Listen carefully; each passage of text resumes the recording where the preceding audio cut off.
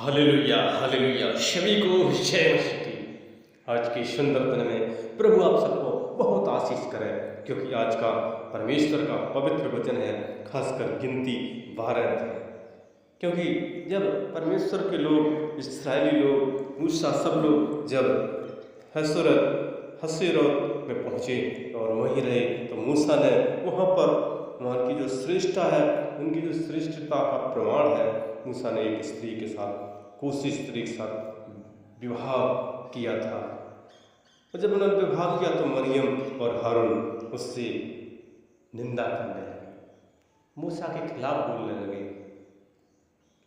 उन्होंने कहा, क्या परमेश्वर केवल मूसा ही से बातें की हैं?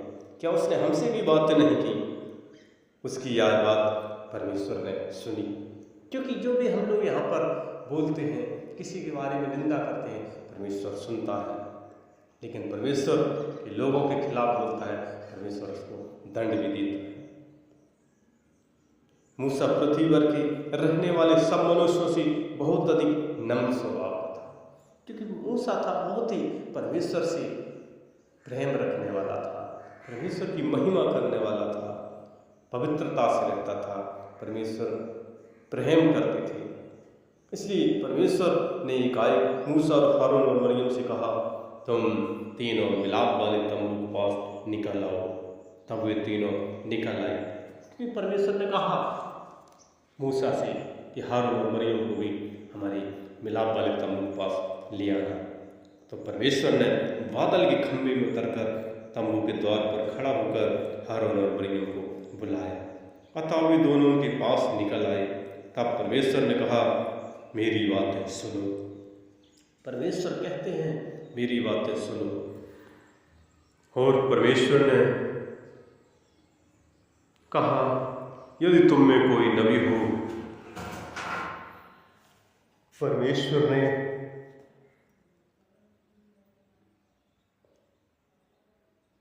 कहा कि उसमें यहोवा का दर्शन के द्वारा अपने आप को प्रकट करूंगा और स्वप्न में उससे बातें करूंगा। परंतु मेरा दास मूसा ऐसा नहीं है, वह तो मेरे सब घरानों में विश्वास योग्य है। उससे मैं गुप्त रीत से नहीं, परंतु आमने सामने और प्रत्यक्ष होकर बातें करता हूँ, और वह परमेश्वर का स्वरूप निहारने पाता है। इसलिए तुम मेरे दास मूसा की निंदा करते हुए क्यों नहीं डरे? क्योंकि परमेश्वर बता रहे हैं मूसा कि वो महिमा करते हैं, और जो हारून और मरियम से कहते हैं कि तुमने मूसा की निंदा करते हुए क्यों नहीं डरे? तब परमेश्वर का कोप उन पर भड़का और वह चला गया।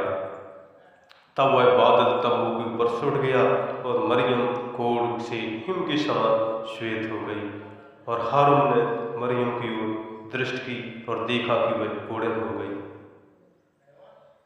तब हारून मूसा से कहने लगा, हे मेरे प्रभु, हम दोनों ने जो मूर्खता की, वरन पाप भी किया है, यह पाप हम पर न लगने दे। क्योंकि वो जो हारून मूसा से कहने लगा, और तब मूसा ने परमेश्वर से दुहाई दी, प्रार्थना की, हे ईश्वर कृपा कर और उसको चंगा कर। तो परमेश्वर ने मूसा से कहा, यदि उसके पिता मुंह पर थूकता तो वह क्या 7 दिन तक लज्जित न रहती? इसलिए वह 7 दिन तक छावनी के बाहर बंद रहे, उसके बाद वह भीतर आए। और परमेश्वर की आज्ञा थी, क्योंकि परमेश्वर के लोगों के खिलाफ में बोलता है, परमेश्वर उसे दंड देता है। क्योंकि जब दानियेल 6:24 में भी हम लोग पढ़ते हैं, जब दानियेल को भी लोगों ने शेरों की गुफा में डाला, लेकिन परमेश्वर ने बचाया था। और 24 में देखते हैं, तब राजा ने आज्ञा दी कि जिन पुरुषों ने दानियेल की चुगली खाई थी, वे अपने बाल बच्चों और स्त्रियों समेत लाकर सिंहों के गड्ढे में डाल दिए जाएं, और वे गड्ढे की पैंदी तक भी न पहुंचे कि सिंहों ने उन पर झपट कर सब हड्डियों समेत उनको चबा डाला। क्योंकि परमेश्वर के लोगों के खिलाफ होता है, परमेश्वर उसे धराशायी कर देता है। इसलिए प्रभु की महिमा करें, आराधना करें, प्रार्थना करें।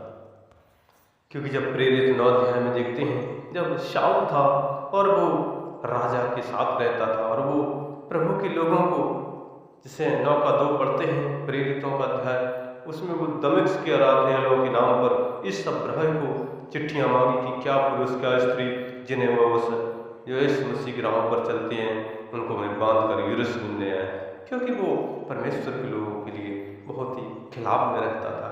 लेकिन यीशु मसीह उसी रास्ते पर जब वो जा रहा था तो परमेश्वर ने एक लाइट के रूप में ज्योति चमकी और वो गिर पड़ा घूम पर और साउल से कहने लगे, तू मुझे क्यों सताता है? उसने पूछा, हे प्रभु तू कौन है? उसने कहा, मैं यीशु जिसे तू सताता है। और वो 3 दिन तक नहीं देख पाया, लेकिन प्रभु को उस पर दया आया और उसने हनन्याह को भेजा, तब वो देख पाया। इसलिए हमें प्रभु की महिमा करना, आराधना करना, प्रार्थना करना।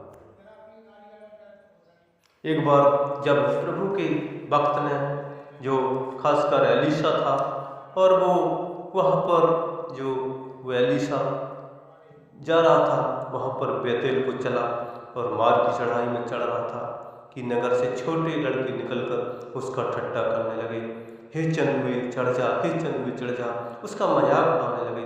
तब उसने पीछे देखा, फिर कर उन पर दृष्टि की और परमेश्वर के नाम से उनको श्राप दिया।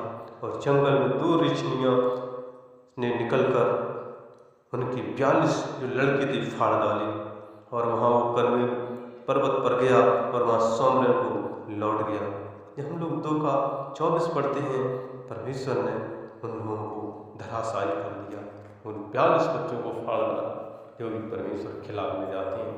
परमेश्वर उसे धराशायी करता है। इसलिए हमें प्रभु की महिमा करना है, जैसे इब्रानियों में भी 3:3 में देखते हैं, क्योंकि यीशु मूसा से इतना बढ़कर महिमा के योग समझा गया, जितना कि घर का बनाने वाला घर से बढ़कर आदर करता है। इसलिए हमें यीशु की महिमा, आराधना, प्रार्थना करना है। 6 दिन काम करें, एक दिन उसके भवन में जाएं, उसकी महिमा करें। इस वचन के द्वारा प्रभु आपको बहुत आशीष करे। और हमारा अगला वीडियो देखने के लिए हमारे इस नए चैनल को आप लाइक सब्सक्राइब जरूर करें, जरूर करें। धन्यवाद, धन्यवाद, धन्यवाद, धन्यवाद, धन्यवाद, धन्यवाद, धन्यवाद।